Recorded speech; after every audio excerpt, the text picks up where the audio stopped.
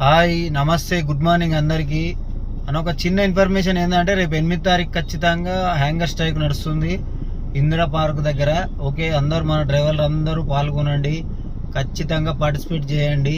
Okay, ఎందుకంటే ఈ Ola Uber రేట్లు పిచ్చముళ్ళ రేట్ల వల్ల చాలా మంది సఫర్ అవుతారు రోడ్డు మీద. కొంచెం అర్థం చేసుకోండి, ఎవరు బండ్లు తీయకండి. మొన్న 25 తారీఖు కూడా చేసినాం మేము, దానిలో నేను కూడా పాల్గొన్నా.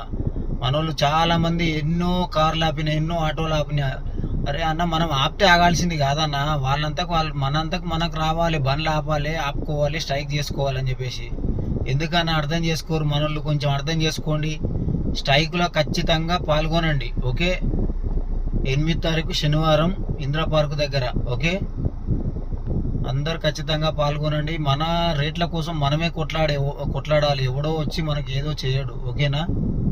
ఇంకొకరికి కొన్ని డౌట్లు ఉంటాయి. అదేంటంటే, అన్న ఎన్నో స్ట్రైకులు చేసినావు అయినా కానీ మారతలేదంటే, తెలంగాణ కోసం ఎన్నో పోరాటాలు నడిచినాయి. లాస్ట్కు తెలంగాణ అయితే వచ్చింది కదా, అట్లనే మనం పోరాడాలి, తప్పు లేదు. ఓకేనా? చేస్తూనే ఉండాలి.